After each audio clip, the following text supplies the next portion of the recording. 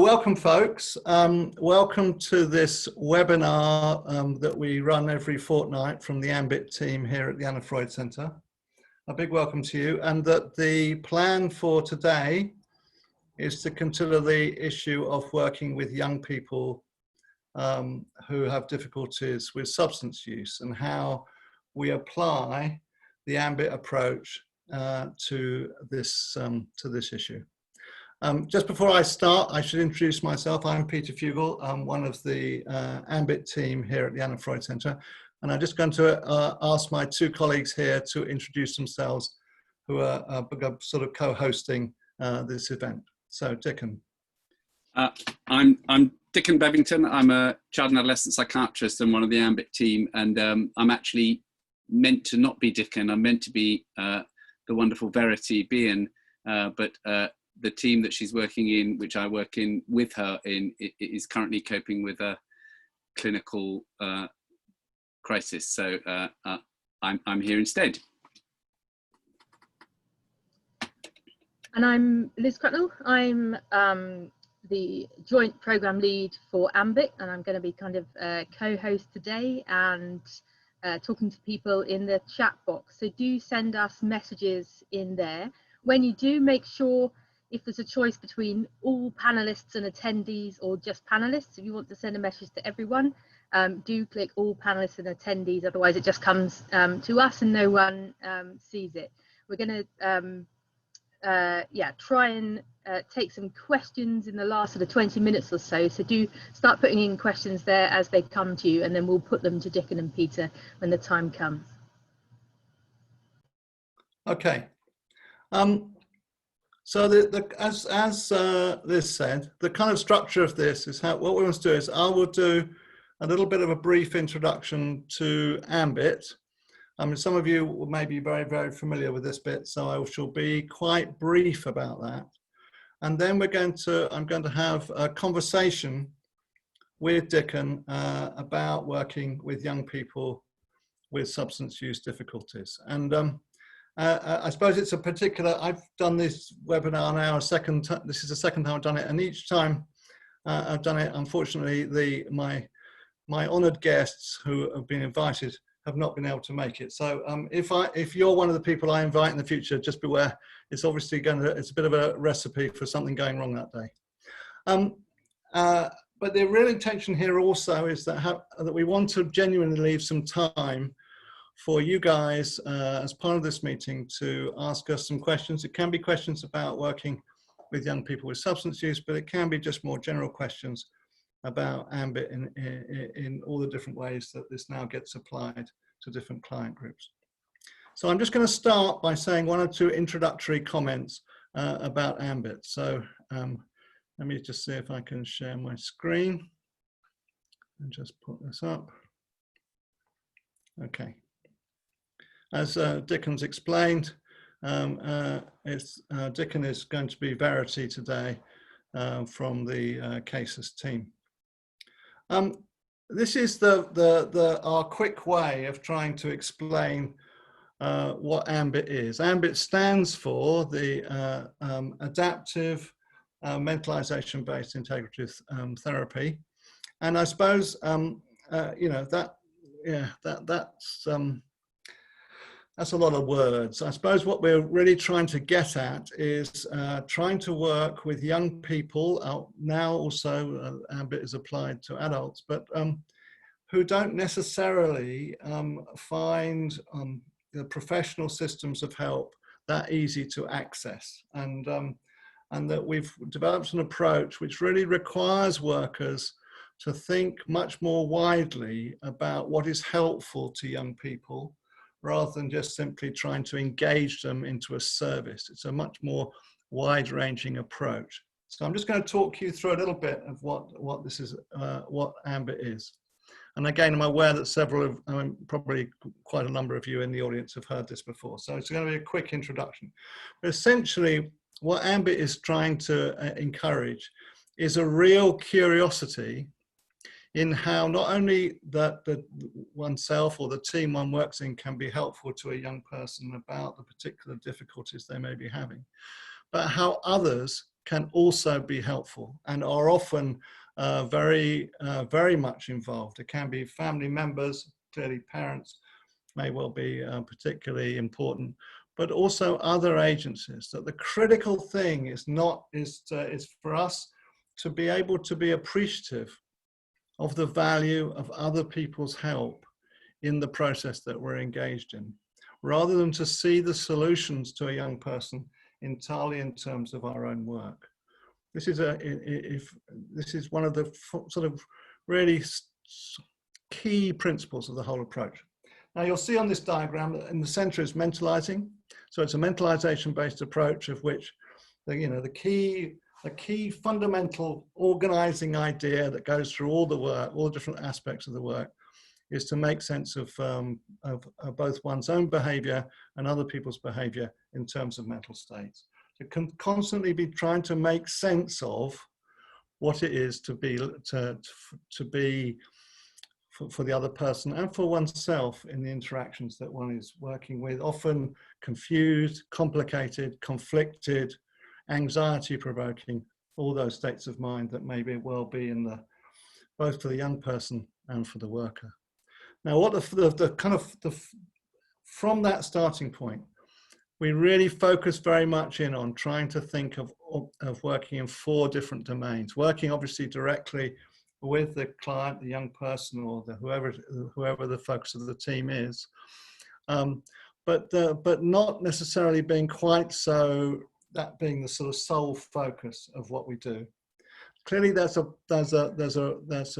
has to be a part of any kind of helping approach, but it may well be that there are others in the young person's life who may be more accessible from the young person's point of view to being able to be helpful to them. People who they may have existing relationships with, or who they may have a sense of trust towards, that don't necessarily translate to services, to all services and teams. So we're always trying to think about, who does the young person, who does the client actually feel they could trust to receive help from?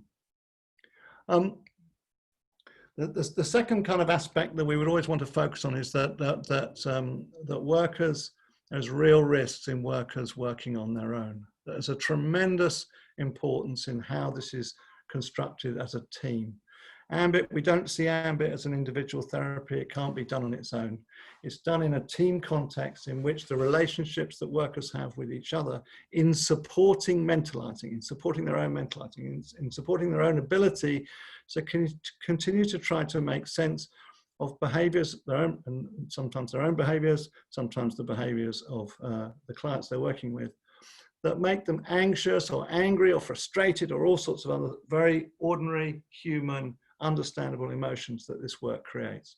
So how we create a team that supports mentalizing in the workers and reduces fundamental mechanisms, reducing isolation. There's always all sorts of techniques that have been developed over the years, because we've been working on this program for about 10 years, to try to enable teams to function without individual workers becoming isolated within their work.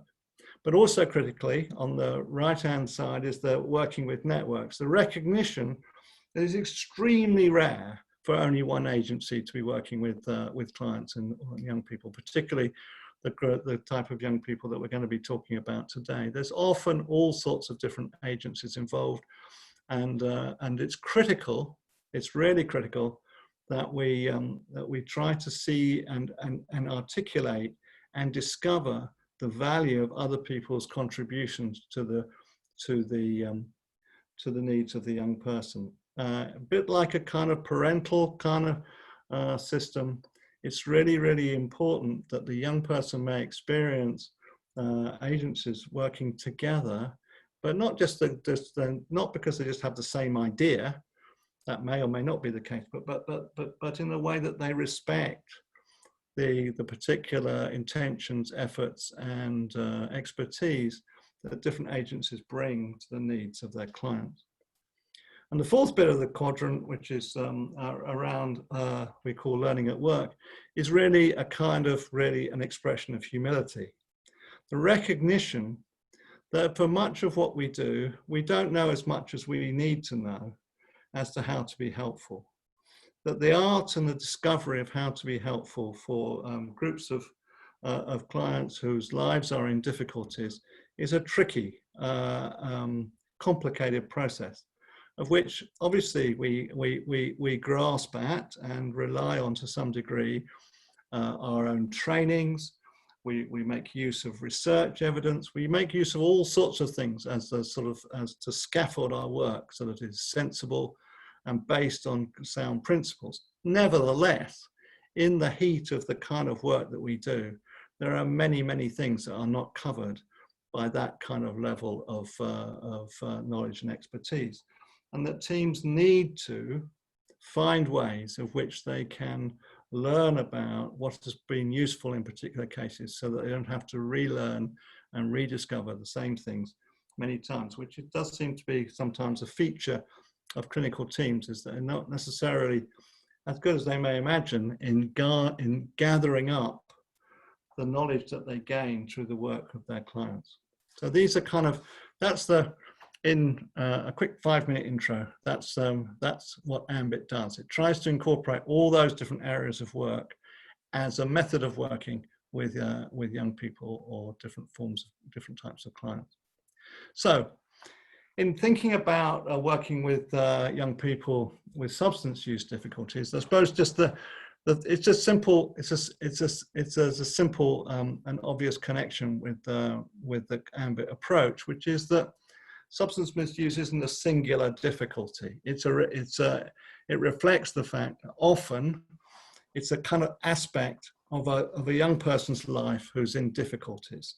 And that they're in life difficulties is not so much just about substance use. It might be a whole range of things to do with relationships, to do with housing, to do with education, to do with their relationship with their parents, to do with their own feelings of anxiety or mood or not having money. It's a whole kind of life problem that young people with substance use difficulties present with. And that just being narrowly focused on the difficulties of their use of cannabis or whatever the particular thing is, or alcohol, really is not what we'd be thinking of in relation to an AMBIT approach. We're trying to think of the impact of these difficulties on all sorts of life domains and how we could be helpful to a young person in response to their life difficulties that are linked to substance use. So I suppose, as I've just emphasized, the kind of approach is to help them with their lives, not just to help them with their problem.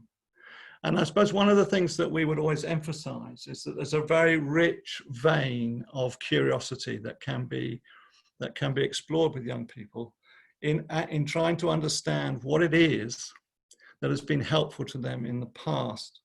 Not just being interested in what the nature of their problems and difficulties and their distress and those things, which is clearly important, but actually to think, what is it? Can you tell us about times of which you found somebody to be helpful to you? What was that like? What sort of things did they do that enabled you as somebody seeking some help or wanting some comfort from distress? What was it that they were doing, or what was the nature of the relationship you had with them that enabled that to happen?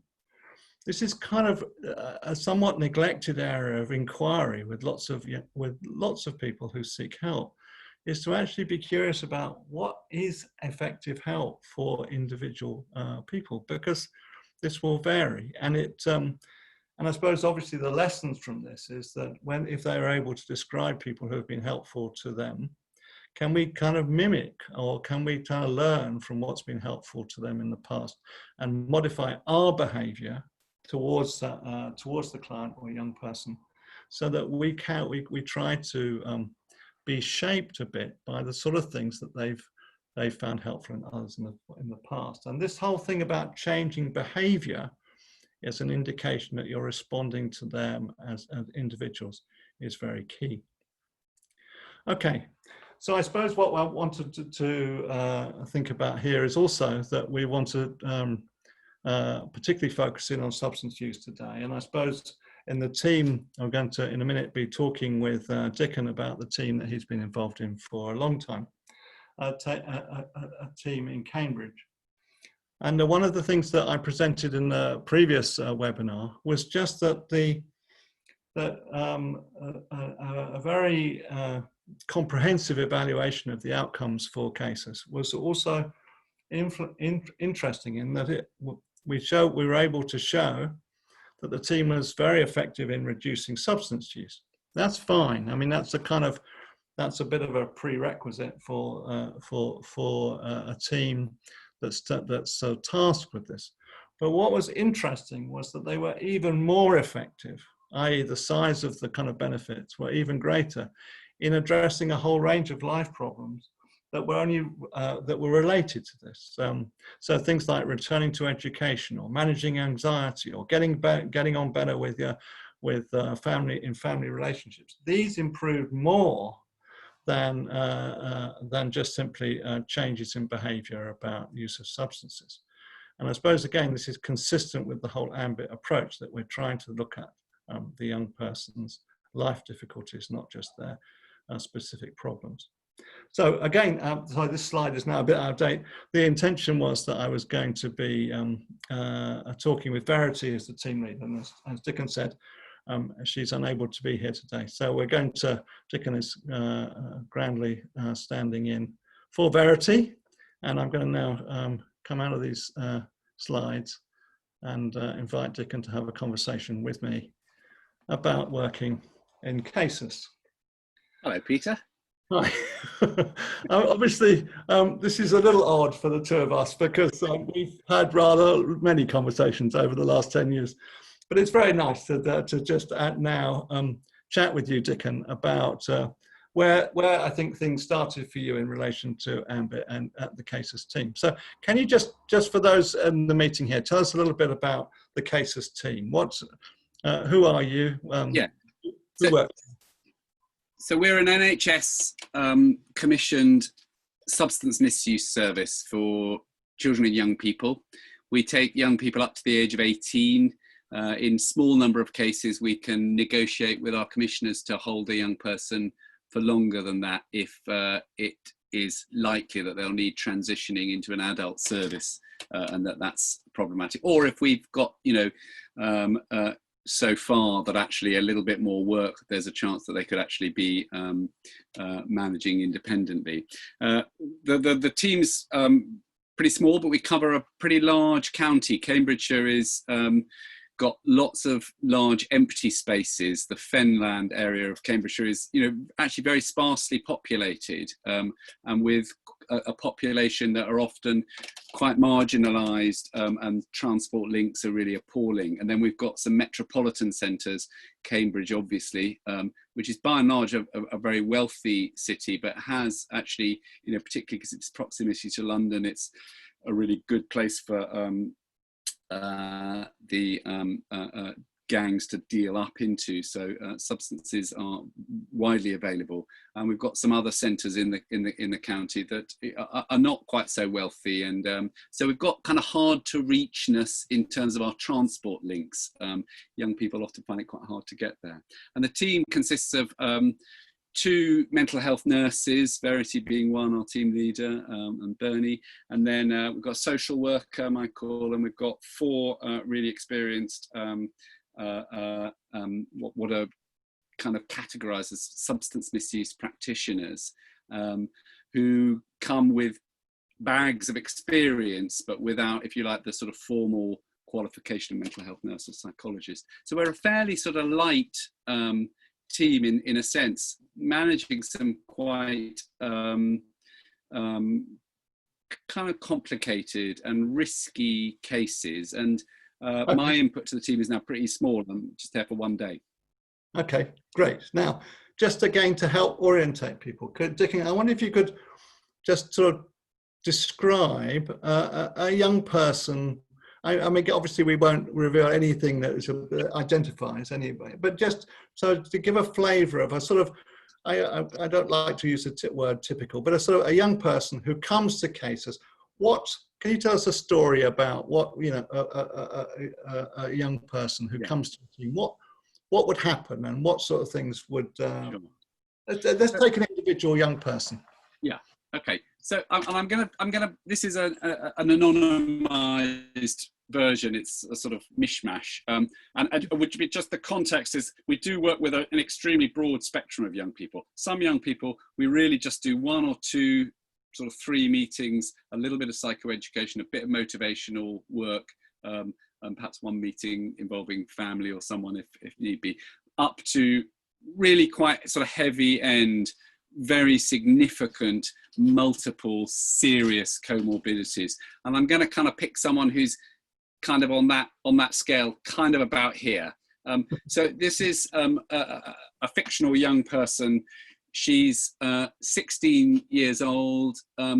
She's had a pretty tricky early life experiences. Parents are separated and she lives with her mother, who's got quite significant mental health needs and substance misuse needs of her own. And the relationship is very fractious. The young person is often either in a situation of somewhat parenting her younger siblings, occasionally is not in the home at all because she has periods where the relationship breaks down and she sofa surfs with other friends. She hasn't got much extended family.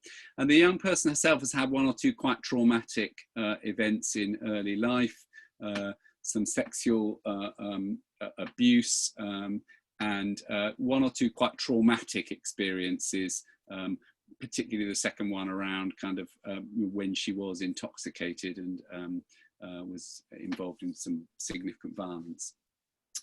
She's been So if I could interrupt you, I imagine she's seen a few people in her life before. So that when people come to your service, they've kind of, they've had a bit of experience with maybe, I don't know, social care or specialist education. So tell me a bit. Yeah, she's been for a brief period. She was a child in need. She's never been looked after. There's never been a child protection plan, but she's been somebody who has been aware. School's been really difficult for her. She's seen as quite bright, but her performance has been sort of slightly nosediving over the last year or so as she got really kind of much more involved, chiefly with cannabis. She's occasionally uses pills and powders on a sort of, if it's there and somebody offers it to me, she's not buying it regularly at this stage. And yeah, her relationship to other helping agencies, the ones that she particularly grumbles about are the school, and she's had brushes with youth offending, particularly around this violent incident. So she wasn't ever on an order, but youth offending were involved with her. And again, she just found the whole thing quite kind of oppressive, and she's quite holds her sort of need for independence. She feels she's quite grown up. She looks after these young siblings and feels, you know, there's not a lot that these people have to offer, actually, to be honest. So when she first comes to your team, what sort of happens? What generally goes on in this? And because I can imagine it's not immediately straightforward. Yeah. How a young person would see you as helpful. So we take referrals in, you know, as many different ways as are required, including the best referrals are always obviously self-referrals. And we do get, you know, a reasonable number of self-referrals, often friends of friends who we've worked with. We've often considered the idea of sort of bring a friend and get a free pizza offer. We haven't extended our generosity to that, but there's something really powerful when a young person comes because they've heard that we've been helpful to a friend of theirs. On this occasion, no, it wasn't like that. You know, the referral came from her youth offending worker, and you know, was completely legitimate. She's smoking quite a lot of cannabis, spending most of the day stoned, and she was, we do require that a young person agrees to the referral. It doesn't necessarily mean that they agree. It's what you'd call a sort of informally mandated agreement, which is not great. And in that situation, we might spend a bit of time talking to the youth offending worker and really asking the youth offending worker, look, you know, who in this young person's orbit, is there any professional that she's got a kind of a little bit of a connection with, that she feels perhaps some trust. The phrase in our jargon is epistemic trust, but that really is just, who does she feel gets her, really sort of to some extent sees her as she's happy to be seen. And in this case, the youth offending worker, which doesn't really get on with me very well, sort of, but there is a youth worker that she's had occasional contact with, who she does seem to quite like. This is a woman who does some creative work with music and dance and things. And so we might, in that situation, send a message to the young person, say, look, you know, you may not want to see additional people, but would you be happy for us at least to see if we could help your youth worker? And we might try and kind of, if you like, wrap around the youth worker initially to provide the youth worker with a bit of support around what to ask around substance use. But what we're trying to be is not direct the youth worker to go and do stuff, do our work, but to genuinely be helpful to the youth worker. Because if the youth worker actually turns around to this young woman and says, I met this person called Verity, and actually she was really helpful to me, I didn't really know this about this or that, and she did this. And the young person, if they've got some connection with the youth worker and they think, oh, okay, you helped, this woman helped you, there's a little bit more of a chance that there's an opening of curiosity about, well, who is this person that's so helpful to you? We might, in that situation, work with the youth worker for a bit, but we'd be working to try to kind of get the youth worker to help us make contact with this young person in a way that she feels there's some control, some agency for the young person. Great. Okay, and then take us fast forward a little bit. So how do things progress from there? What would be in this particular case you're imagining? I suppose it's in this sense, it's very standard. I think, you know, we need to get a bit of an understanding of the young person, but we try to create a kind of a context for our assessment, that it's not just someone with a checklist going through stuff, but that there's a genuine kind of co-construction, if you like, of the story of this young person, that the young person feels some ownership of. And so there's quite a lot of, you know, we're only interested in what matters to you. Of course, there are other things that we are interested in, and we need to broadcast that to the young person so that she doesn't feel she's getting tricked. But one way or another, we're trying to build, if you like, a kind of her eye view on what's strong in her life. What are the relationships that if we get involved and knacker those relationships, actually we're just going to be really unhelpful. And it may well be in the early stages that the people that she really relates to best are her mates, from whom she can get cannabis or use cannabis together, or at least just get kind of out of that state of mind that she is finding herself in more and more. So having, you know, in a sense, to help those as part of the webinar, just having established a bit of a sense of a co-constructed understanding of the young person's difficulty in this particular case, what happened next? Well, what we're trying to work with is to get a sort of a rich and kind of wide understanding. So one of our sort of the sort of platforms for our team's assessment is a questionnaire that you know well, Peter, because you and I tried to sort of hack it out of a much larger, completely unusable research questionnaire. It's called the AIM, the AMBIT Adolescent Integrative Measure.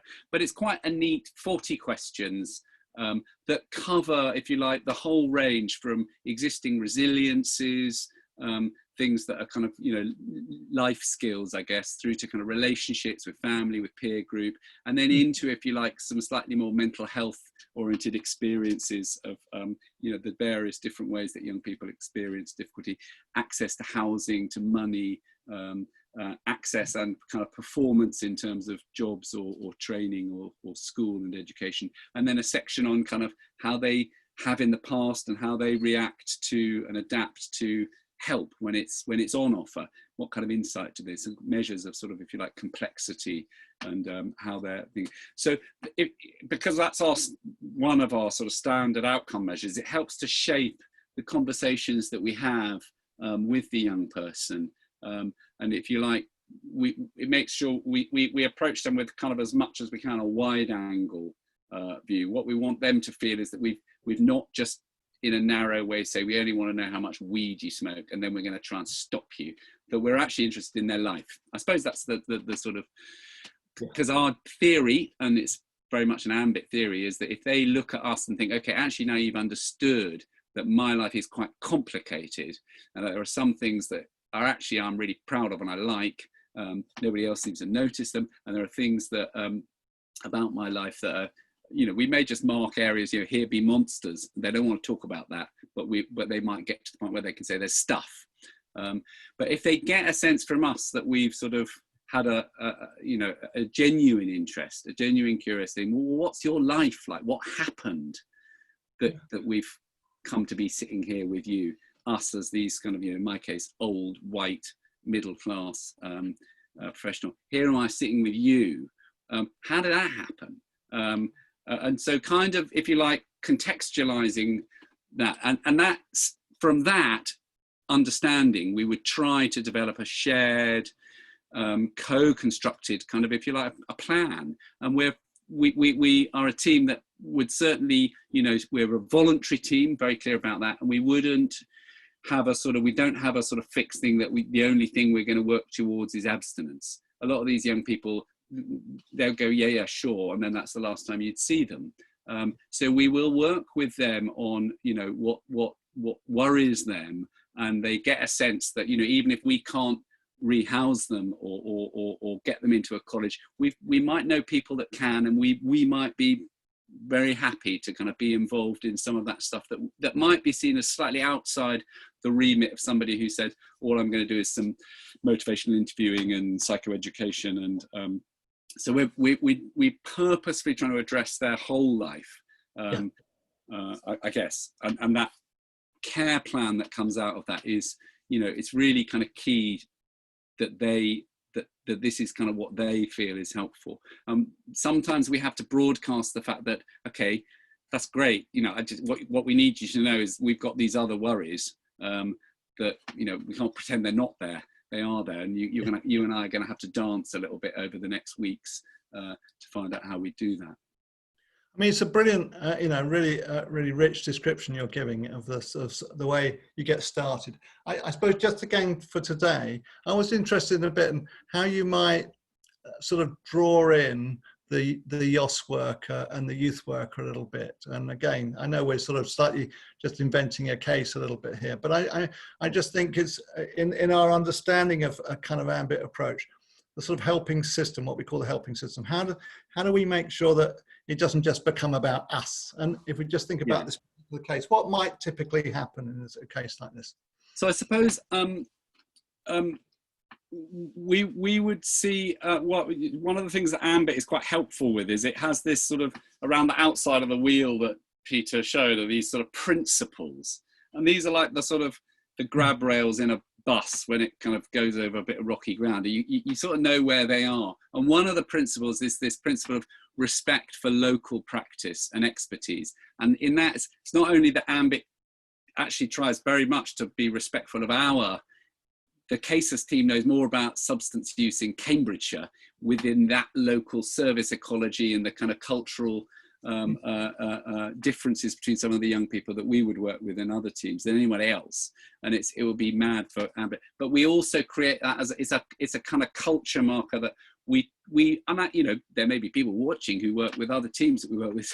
They'll be able to give the feedback. But our stance is that we would like to be seen and make an effort to be seen as both respectful of other parts of the wider system, youth offending, social work, and are experienced as helpful to them, helpful to them in fulfilling their role. And it's not always easy. And I suppose the other sort of stance that is helpful to us is that we want to sort of find the balance between the kind of working out the multiplicity of needs and kind of what extra resources that our team don't have. I can't house a young person. I can't take a young person's, you know, parent aside and say, look, you know, this is the law. I can try and influence, but I don't have the power of a social worker or a youth offending officer in those senses.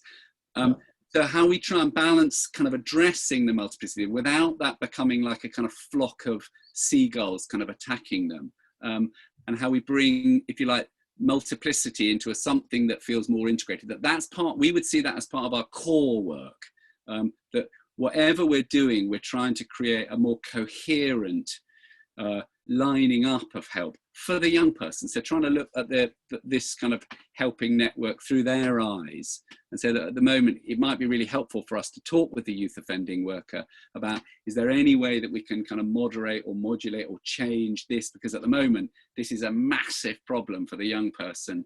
How can we work this through so that, you know, she's having to see you and she has to see us? You know, is it possible that we could come and, you know, meet her at the same place, or could we? And on occasions, if it's a sort of lower level concern in YOS, you know, we've been able to say, look, you know, if we see the young person, can we be reporting into you and have a sort of, if you like, we're working a little bit as your remote operating arm. And, you know, that's not possible if there's a serious court order. We're not authorized to do that. But that level of sort of trying to tune in the network and try to sort of, if you like, represent the young person to the wider network in a way that the wider network doesn't feel like we're stepping in and saying, well, we know what's required, but that we're trying to do that with a kind of a genuine respect that, you know, youth offending teams have a statutory duty, social workers have a statutory duty. So it's always messy, but I think there's a kind of having, if you like, so these principles helps us kind of keep a bit of balance in a world that is, you get knocked left, right and centre by different crises. Yeah, I always remember a case that where when I was working with a young person and they told me they'd just been referred to a social worker, and I happened to know this social worker really well. I'd worked with them on a previous case, and I remember just saying quite spontaneously, "Oh, she's really, really helpful." And it struck me when afterwards I was reflecting on this, that I didn't say that very often in lots of other cases, that actually to convey confidence in somebody else's contribution to their needs was something that actually was quite often missing from my practice. And it really struck me that actually, because I remember the family thinking, oh, really? You know, I mean, she you know, so they were kind of influenced a bit by my relationship with the worker. And I think what you've described is that although, you know, there's all this team around the child kind of stuff, we don't often pay attention to the detail of what the clients may experience our relationship is with others, and how crucial that is to creating. Now, Dick, and I think what we've tried to do is to illustrate, it seems to me, many of the AMBIT principles through just talking about a particular case rather than doing it and I think from my point of view, you've illustrated all sorts of elements of the work. But I wondered if just before we finish and open it up for more questions, I suppose I wanted to ask you a bit about the sort of mentalizing and substance use, because it seems to me that there are one or two quite specific things that I know you've talked to me about before, about how, you know, there's a bit of a fit here in how we understand the substance use may impact on a young person's capacity to make sense of their own state of mind. Do you want to just say a little bit about that, about how that? Yeah, I mean, I think mentalizing and substance use it's a really nice fit. Actually, it's a really helpful way, and it's a fit partly because it's not saying anything with, I think this is a lot the case with mentalizing. Mentalizing is just a frame that actually just enables you to look at something that's already kind of been well described. I mean, if you look at the Prochaska and Di Clemente's stages of change model, people will probably have heard of these phrases, pre-contemplation and contemplation. So the person who's in pre-contemplation, they're just busy really getting into weed and they love it and it's the best. And, you know, anybody who comes along and starts to talk to me in terms of changing my weed, well, you've completely failed to mentalize me because I love it. It's great. It's the only thing that makes me feel happy. Contemplation is kind of pretty much what mentalizing is. They've started to sort of like, well, I do love it. I really love it. I love this about it. I love the smell. I love the ritual of rolling. I love the sociability of it. But on the other hand, I can't help noticing that, you know, it's caused a few problems for me in school. It's got me in a little bit of trouble with the law. And, you know, I'm in debt. So there's a kind of, they're starting to sort of, they've got this scale. So for a start, well, why change, you know, mentalizing and, well, pre-contemplation is often the situation where young people find themselves, indeed, not young people only, all of us, about all of our bad habits. And kind of mentalizing, I think, helps deconstruct, well, what kind of pre-contemplation is it? And we talk about these three sort of states of sort of, if you like, non-mentalizing. Actually, they're the building blocks of mentalizing. We talk about psychic equivalence. We would call that certainty, which is the idea in my head isn't just an idea about cannabis and my need for it. It is the way the world is. So it's a kind of the equivalence is between what's in my head about this is the thing. So we often meet young people with a very high level of certainty. I need cannabis. And yeah, okay, well, but at the same time, so the second sort of non-mentalizing form is teleology, or the quick fix, solving my sense of distress by some observable outside action. Well, reaching for a spliff and rolling one up, or a bottle of Jack Daniels and making myself on the outside of the bottle rather than the bottle outside of me. Those are really good examples of teleology, this kind of quick fix solution to my distress. And the other one that you meet a lot in substances is the third form of non-mentalizing, which we call the pretend mode, or the elephant in the room, or kind of too many words, kind of a sort of a love of the kind of the clever explanation that just doesn't connect with you. And they will often say, well, you know, yeah, I smoke a bit of weed, but you should see my mate. Oh, now there's someone who smokes a lot of weed. And they kind of normalize and kind of bluster through. So you could see mentalizing or failures of mentalizing in all of those in substance use. Sometimes young people use substances actually as a form of a sort of what we might call pseudo-mentalizing, but it's a kind of an exploration of their mind. Adolescence is a time when you're starting to really develop a sense of identity, being a mental entity with agency. And I can learn about my mind by putting this into it and seeing that it does that, and putting this into it and seeing that it does this, and putting that. So there is an exploration, an exploratory element to some young people's use. Some are using it much more to blank out or sort of treat, if you like, symptoms. So I suppose that's a kind of, so it seems to us that mentalizing and motivation are very closely equipped, and they're both interested in intention. And I know that Liz is here saying, shut up. Not at all. I was going to encourage you to speak more about other things. Okay. Attendees, do put questions in the chat box, and this is kind of the time when I'm going to be putting those to Dickon and Peter. But firstly, I mean, you were talking about mentalizing and young people's substance use there, Dickon, and just at the end starting to get into how we might mentalize the reasons why people might use substances, and someone in the chat has brought up one of those reasons actually, and wonders whether you have any suggestions for working with those young people. So this is Sandra, who works with young people who've been essentially in trouble with the law due to substances. And her question is, what are the suggestions for young people who are selling substances in order to fund their needs or meet their needs in one way or another? Yeah. I think that's a really helpful way in. And I'm going to really kind of, you know, again, emphasize the overlap between mentalization-based work and actually work that's already beautifully ploughed and seeded by the work of motivational workers. So kind of at a sort of outside level, what you're trying to connect with actually is distress. And the problem with a young person who's dealing is actually the distress may be rather blanked out by the fact that they've got a really cool phone and some really nice kit, and they've got a lot of money, and they're doing quite well, and they're getting status. And for a young person, particularly growing up in a context where there's perhaps a lot of threat, a lot of violence. Actually, to be closely connected to some of the sort of higher level dealers in their experience is often, you know, a safety. You know, I'd rather stand next to the guy who's carrying the gun than be the one who's sort of just blundering down an alley and have it sort of pointed at me.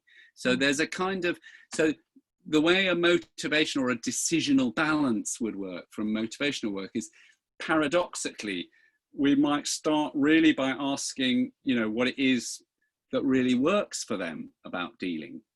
And it sounds a bit kind of paradoxical because you think, oh, well, am I encouraging them? But motivational interviewing is all about trying to get the words about change to come out of, if I'm the drug user, my mouth, rather than coming out of your mouth, because if they come out of your mouth at me, I just have a natural psychological reaction to go, yeah, but, and I articulate again the reasons why it's impossible to change in the way you think is a good idea, or you know, all the reasons I like about it. So when you invite a young person to think about, you know, what it is that is that keeps them doing that, you're actually taking their mind seriously. You are mentalizing them. You're saying, you're doing this, you're not an idiot, you're doing this for a perfectly kind of understandable, even if it's not fully understandable to me, I'm going to assume that if I did understand properly, it would make sense. So let me understand what it is. So once they've started to sort of list some of the things they get out of dealing, what you're really looking for is that moment where you kind of go, yeah, is there anything else? We've got, you know, the money, the sort of status, the safety, the kind of thing. Then they might be the one that says, well, I mean, I suppose it is quite scary sometimes. Yeah. You know, and that moment when they go, well, but they're mentalizing. They've started to contemplate. Yeah, there is that list does come to an end. So unless you engage with the reality of their mental state and their relationships with themselves and with their world in a way that they think, you really listen to me, they're not open to that. And by doing it in that way, you can open them to the possibility that there's going to come a point where some of these disadvantages, being scared, getting caught, you know, all that, start to weigh up, and actually that's different. But unless they feel I get that, the reasons why they're doing it, they're not interested in that, and nor should they be, because I'm a white, middle-class, posh-sounding, you know, what earthly reason would they have to listen to me? I suppose one of the things that's in my mind, I'd be really interested to hear what you think, or what you found about the extent to which this is happening with the young people that you're working with. But I can certainly think with young people I've worked with in the past, where the initial motivation perhaps for selling substances was to get substances, you know, to carry on using. Are you struggling to hear me there?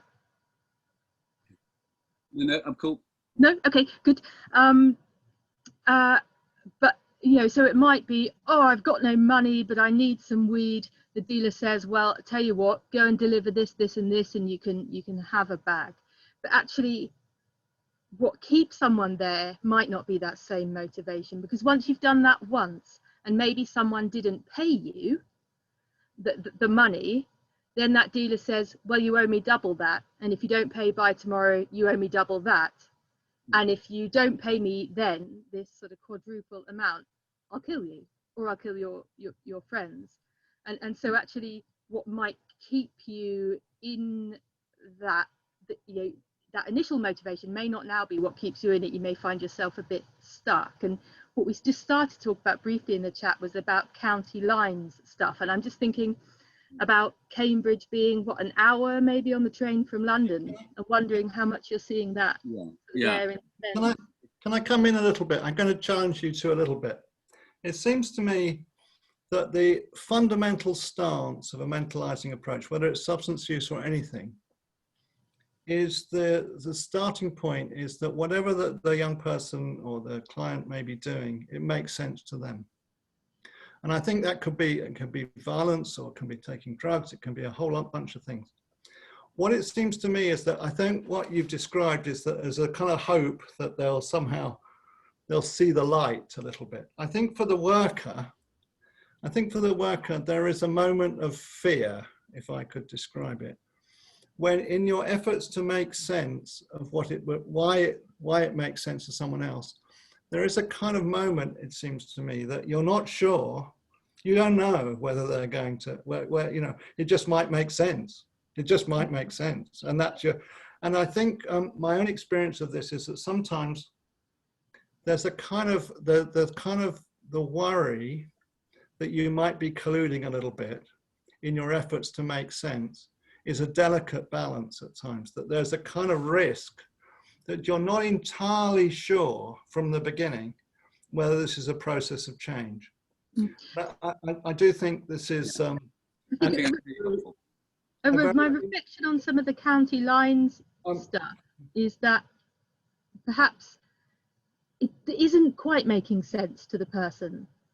And so between you, with it not quite making sense, you perhaps can try and make some sense together. But young people that I've worked with who've, you know, perhaps been, you know, so I have experience working in a sort of a secure setting where people have been criminally exploited in this way, and actually were kind of baffled about, crikey, what happened? You know, how did I end up here? And you start to explore someone's experiences, and they're so out there when you've been put on a train with a big bag of weed and a phone, and you're not quite sure what's going on, and then you get paid £5 a day, but you're 100 miles away from home, and all the money that you've just made you have to pay on a taxi to get home somehow, is actually something that started off absolutely making sense to a young person.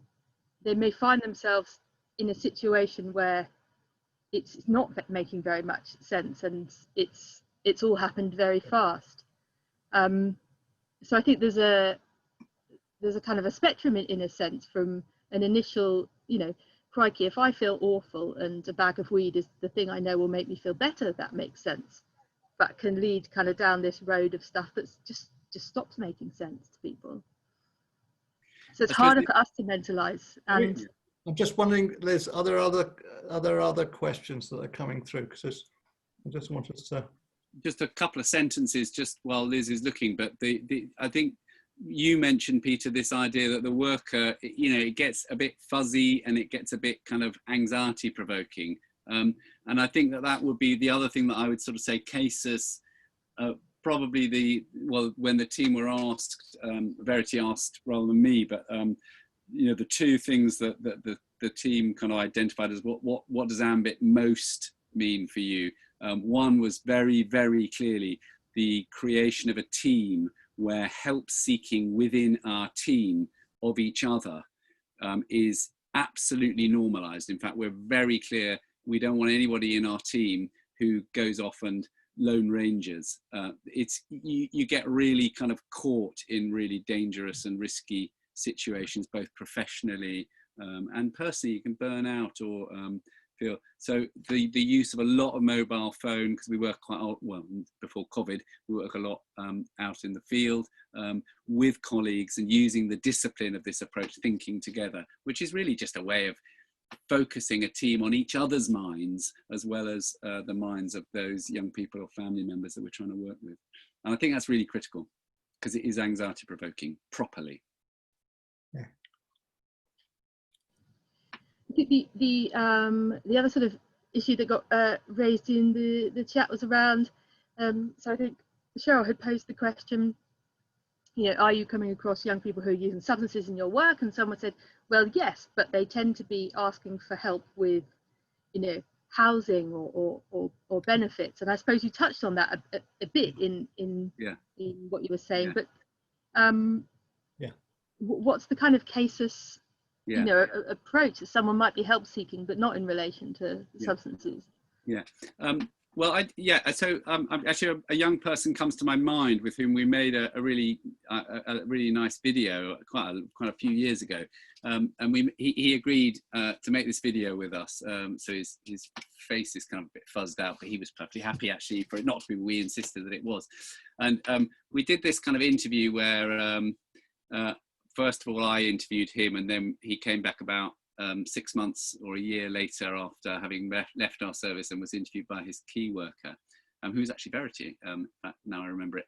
But there was a great moment in that interview where I asked him, so, we're a substance use service. How much did you and Verity talk about, and how did you talk about drugs? And in the back of my head, I'll be blunt, I had an idea that it used to be a really cool bit of data for our commissioners. And his answer was, not very much. And I was thinking, oh no. And then he sort of paused for a moment and he said, the thing was, Verity really listened to me, and she understood that the problem was that I was incredibly anxious, and I was just stuck in my room, just smoking and smoking, because I was so freaked out and anxious. I couldn't leave except to go and buy more weed. And she helped me feel less anxious. And when I was less anxious, I didn't really want to smoke the weed. So it didn't really matter that we didn't talk about the weed. We talked about, and what he was saying was precisely what he's saying. We tried to give the help that he needed.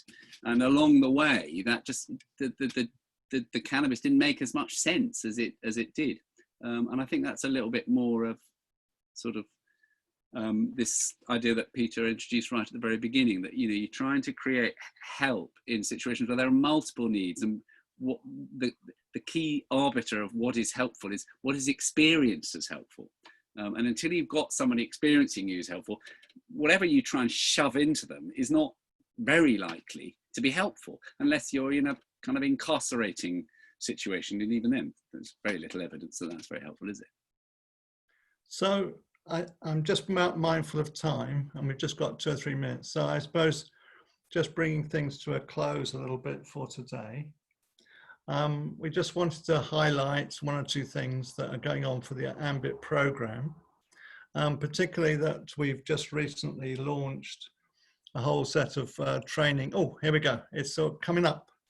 So we've really a whole plan of workshops, webinars, trainings, etc., for the coming few months, or for the coming next 12 months. So for those of you who are at all interested in finding out more about this whole approach, this is the advertising moment of the webinar, where we just share with you the fact that there are many opportunities that we're developing that are going to be offered as online video-based trainings, and we're learning our way through how to do this in a way that hopefully captures much of the training that we've been doing previously face-to-face.